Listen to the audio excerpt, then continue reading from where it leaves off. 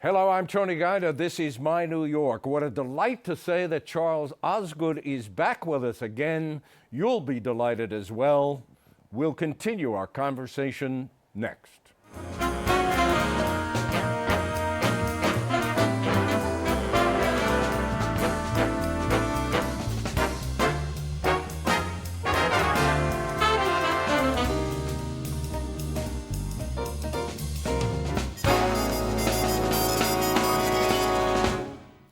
Charles Osgood, recently of Sunday Morning and forever of the Osgood Files. Good to see you again. It's good to see you again. And it is, by the way, Tony Guida's New York.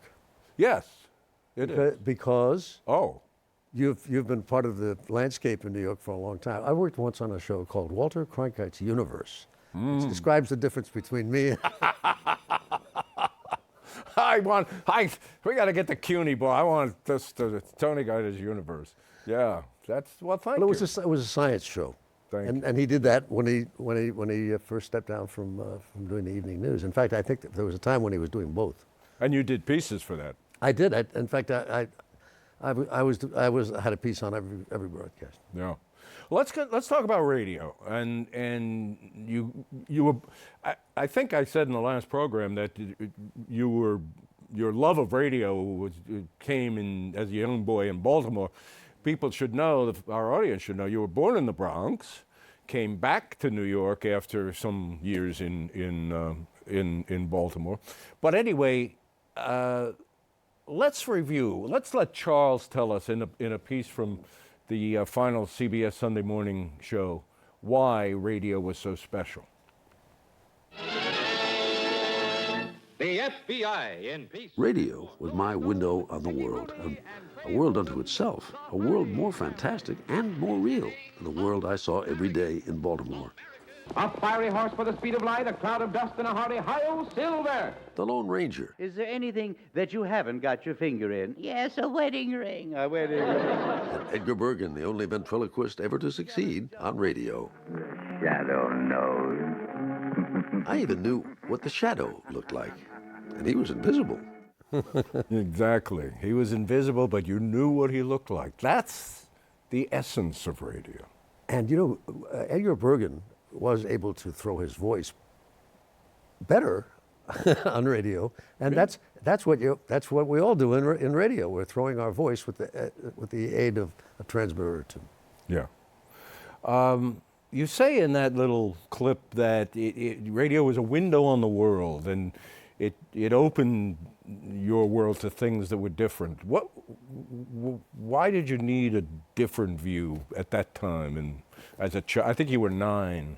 Well, I think everybody loves a story. I mean, kids famously love bedtime stories, and my mother used to read us bedtime stories, by the way. But when you were sick at home, my sister and I were born in the same year, Irish twins. I was born in January, and she was born in December of the same year. Ah. So we've always been very close. And she, by the way, is the one person, people say, well, who are you talking to when you're on the air? I said, well, there's one person that I've known longer than anybody else, who I know thinks I'm funny and laughs at my jokes. And I feel more comfortable talking to her than anybody. And we're 11 months apart. Mm-hmm. I was fascinated watching the final program, which was a great program, by the way, celebrating Charlie on Sunday morning, and hearing you talk about radio. And the thought occurred to me that so many people I've met in this business, so many of our colleagues are in the business because they started with a love of radio. Of course, then I thought, well, wait a minute, this this only applies to people of a certain age, because radio was the mass medium for our youth. There was no television. And it still is under certain circumstances. I mean, prime time for radio is morning drive time. Exactly. It's everybody, they want to get caught up on what's going on. And also, the radio is very good company. If you're at home and you turn on, you would hear sometimes with music, and sometimes it would be somebody like Gene Shepard or telling stories. Did you ever meet Harry Fleetwood? No. He was an announcer on NBC, but he actually taught me a lot because he was a supervisor at WFUV, the radio station at Fordham. Mm-hmm. And they had a contest to see who would do this all night show, music through the night, and Harry was the one who got to do it. And his idea is that the people who are listening to this broadcast, why are they awake at 2 or 3 o'clock in the morning? And especially listening to the radio. Well, they played a very good selection of classical music, but I think his idea of the person that he's talking to is somebody who needs company, and you're there. That's why you're there. Yeah. Is that where you, as young as 9, let's say, and listening to the radio and being transported, is that when you decided I'm going to be in this business? Yes, because we listen to the radio all the time. Those shows, I mean, and there are dozens more that I listen to all the time, and I think that's what radio is, and that's what Sunday morning is. And you know, Don Hewitt used to say that The executive, well, the founder of 60 Minutes. He used to say, "Tell me a story." That's it. Yeah. And so there's a sort of way that you order a story. I mean, it's very, sometimes it's very frustrating for me to read a book these days, and it's all full of flashbacks and it's like watching a baseball game today. They never just show what happens once. No. I mean, if somebody hits a Replay, home run, you look at, you know, they've got it from 4 or 5 different angles. Yeah. Did you decide back then in Baltimore, okay, I'm going in, this is what I want to do? I think so, yes. Yeah. And did your parents say Well, no, yes, or did you not tell them? Well, it turned out that there was some place where you could go. There was in Baltimore, not so much, but I gravitated to it. We moved to Philadelphia, and in Philadelphia, there were shows on that were for there was a the CYO, the Catholic Youth Organization, Right. had a show every week, and I could do something that was very important to be able to do in those days. I could play the organ. You know, it used to be that they would fill on radio with organ music, and also I could play, you know, something that went along with the script if it was a little radio play or whatever. Yeah.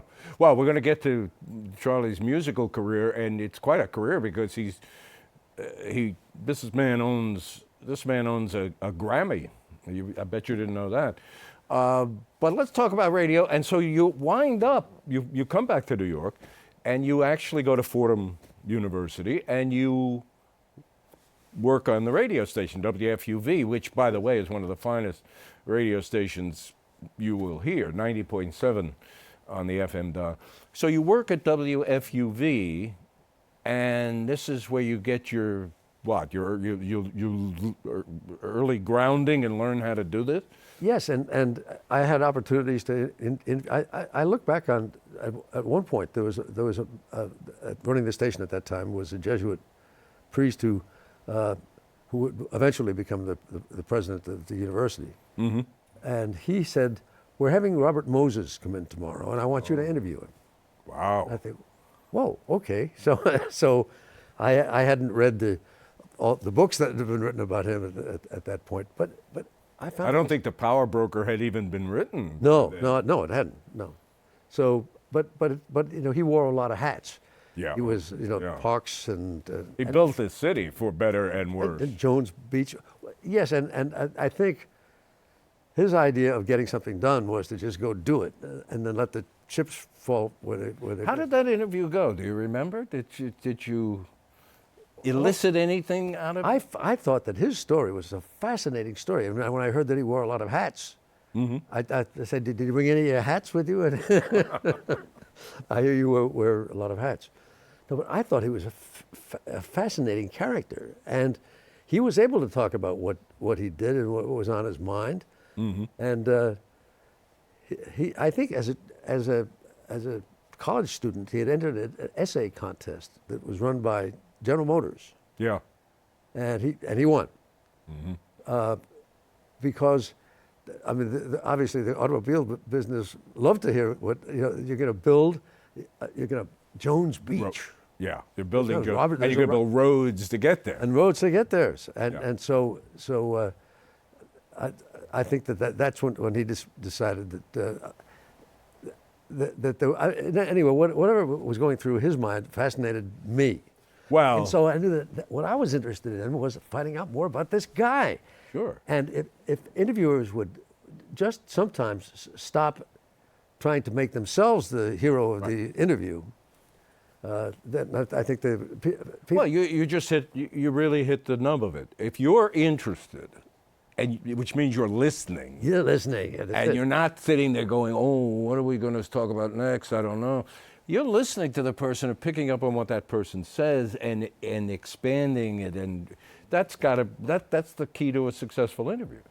Yes, and you know, if you aren't listening, then you're gonna fall into the trap of asking him something that he's already already answered. That's an old Bob and Ray. Yeah. Hey. Yeah. Their routines. My goodness.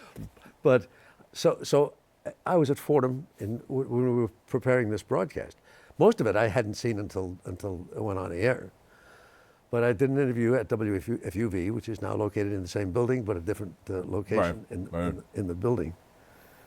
And I was explaining some things that when I was there. My name is Charles Osgood Wood. Osgood is my middle name, my father's and my grandfather's. So I had a show called The Woodpile, on which, and this is the only trick that I'd always thought that I would like to do this sometime. I had maybe 5 or 10 records that I was going to play. But I didn't play the records, but there was an engineer in the control room, as we used to call it. Yes. And so I would listen to the record and find out what key it was in and how the record started. And then I would be sort of noodling on the piano, noodling the piano and talking. And I knew how the record was going to start, and I would just ordinarily in radio you point. Sure. But my hands were busy playing the piano, and so I would just nod to the engineer, and he would bring it in, and it would be in the same key, and Production. a big yeah, production. it was a kind of a production. So were you Charles Osgood Wood Yeah. on WFUV? No, Oh, you were I Charles was Charles Osgood. Wood. Oh, you were Charles Wood. Sure. Sure. Because it was later at ABC Radio when you went there Right. that there already was a Charles Wood, so you had to pick another name. That's and true. You use your middle name. Yep. But I'm interested, here you are on radio, you love radio, you're on WFUV, yet at Fordham you majored in economics. That's true. Yes, And it's true. why, you didn't believe it was going to work out, or you wanted a safety, a hedge? Well, it was not a kind of career. I mean, I knew that I wanted to be in radio. Yeah. Television had existed at that point, but it was not what it is, what it would become. So what I wanted to do was to communicate with people. That sounds like such nonsense. I wasn't thinking, I think I'll communicate with people. I mean, No, of course. You don't ever think that. I thought it would be fun. I thought it would be just wonderful. And the people who are drawn to it, I'm talking about radio, but it's just as true in television. People who are drawn to it think that it would be fun. Well, it is. I mean, I spent most of my career in television, but I did work at your old place, 880 CBS Radio for a while, and I was fascinated by how immediate and personal it seemed. So much more than television. Television is so impersonal. And this was, it was a fascinating time for me. By the way, I was interested to see that one of your colleagues at WFUV was a fellow named Alan Alda. Yes. Whatever became of him? I don't know. He was from New Jersey, like me. Uh-huh. I was living in New Jersey at the time. Well, also, WFUV is the place that gave the world Vince Scully. Oh yeah. He was Well, gave the world Vin Scully and Mike Breen and Sal Marciano, a lot of Dennis Elsis, and yes. Well, you know, it's Pete a radio. Fornatale. It's a radio station, and it's in New York. Yeah. So a lot of people here are sort of stage struck. Alan Alda's father was the star of The actor, Guys and yeah. Dolls. So when you two guys were together, did you say, well, I'm going to be the next, I don't know, whoever the star was on radio, and Alda saying, I'm going to go into, did he know then he was going to be an actor? I suppose he did. Yeah. I mean, it seemed like a natural thing to do.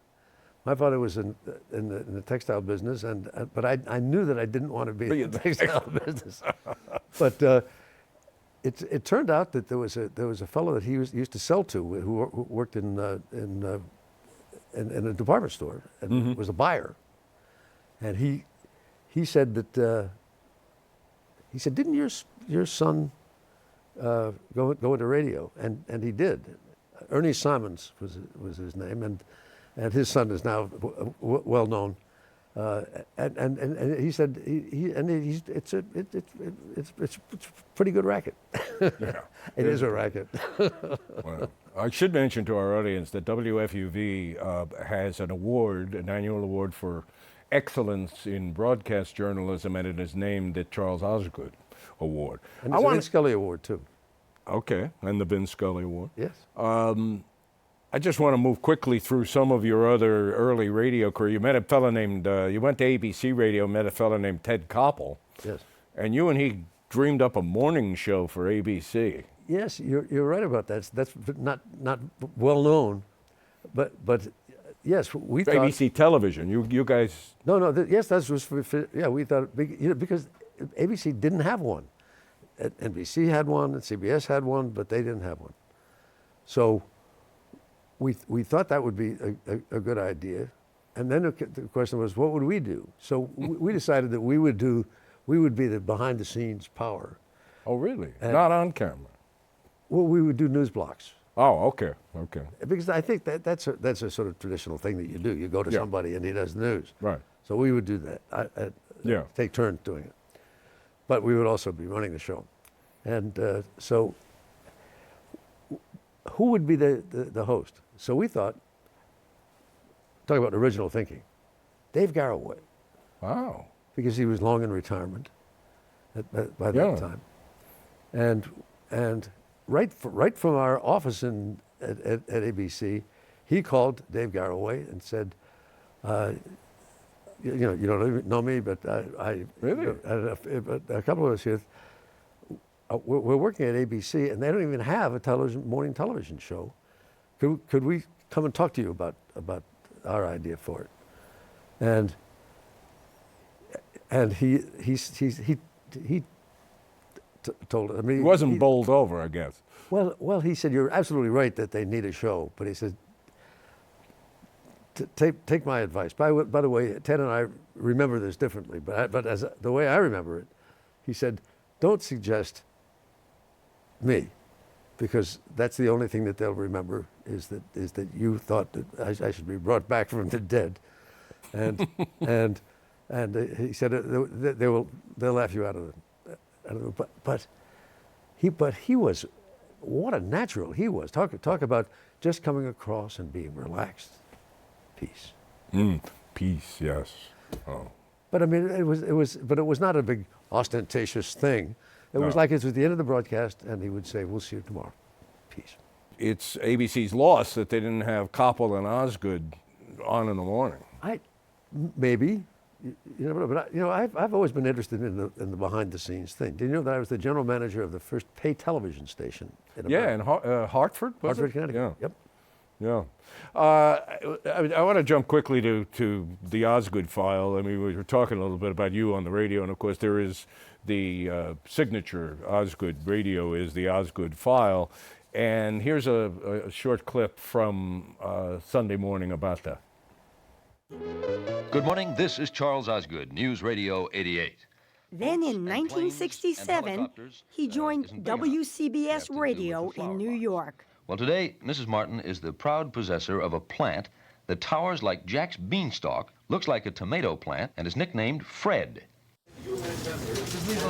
His distinctive style soon landed him a job at the CBS network. The Osgood File. This is Charles Osgood. And in CBS. 1971, he launched one of the longest-running features in radio history, what came to be known as the Osgood File.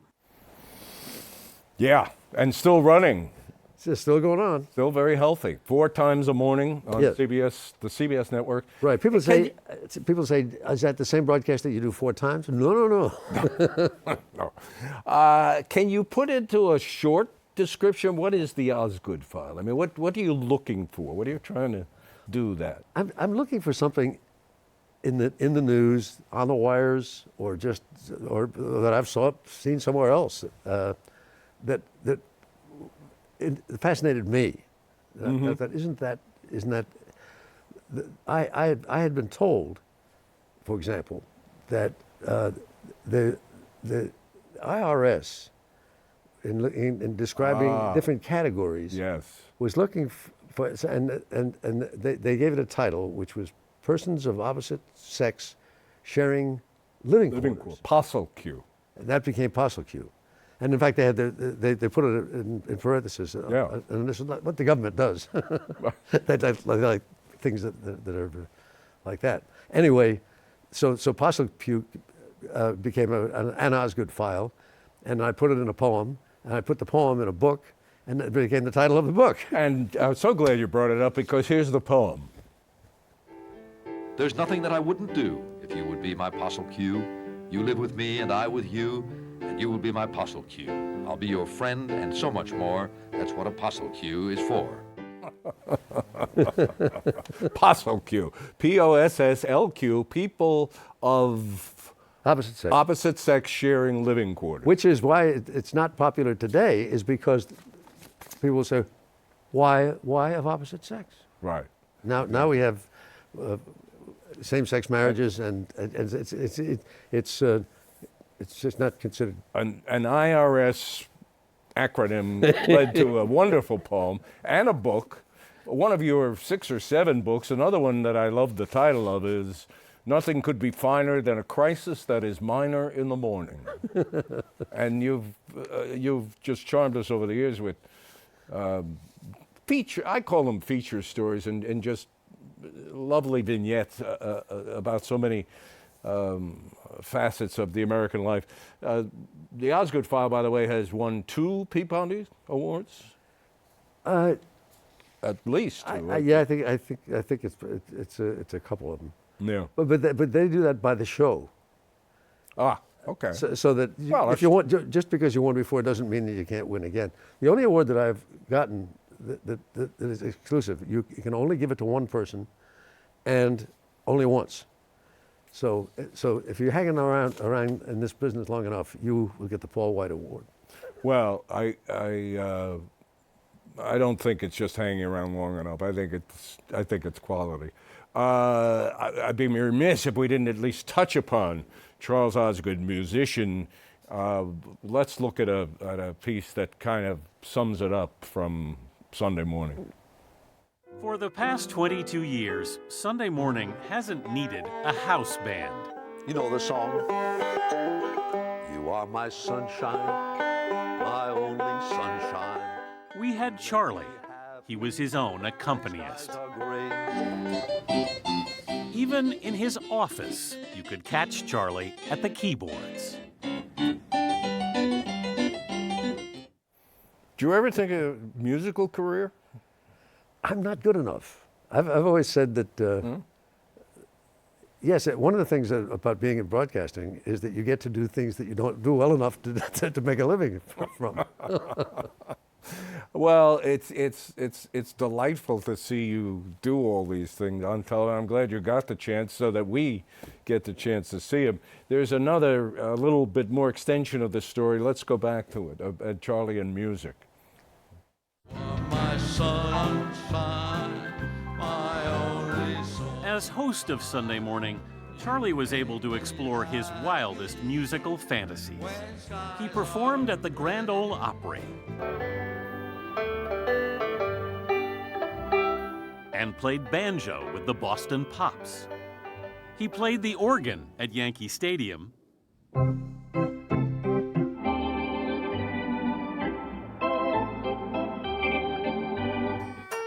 and other exotic instruments. It's actually half a piano and half a zither.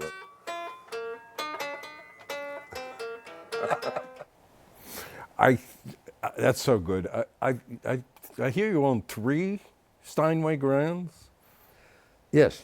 Yes, I have 2 at the apartment in New York, and then the one that we have in France is the one that Glenn Gould used to record the Goldberg Variations. One of the best classical records that was ever made. Yeah, so that at least one of your wonderful pianos has a tremendous history, great history. It does. Remember that CBS used to own Steinway. Yes, I remember that. I don't want to run out of time here before we remind you, I did say earlier, but maybe you didn't hear, this man won a Grammy for a song he wrote called Gallant Men, and as part of the salute to your retirement from CBS Sunday Morning, the Army Band, U.S. Army Band, for whom you used to be an announcer, yes, put together this.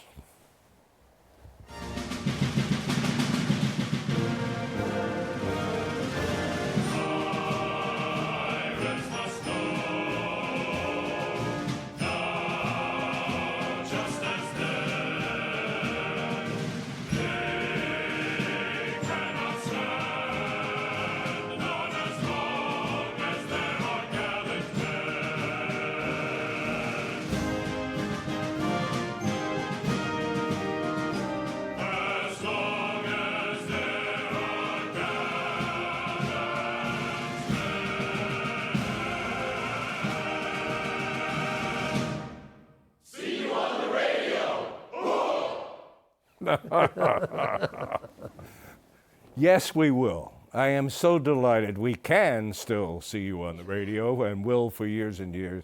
You honor me by being here, Charles. Well, you honor me, Tony, and it's always a joy to spend some time with you, which we've gotten to do from time to time. Thank you so much. And thank you for watching. We'll see you next time.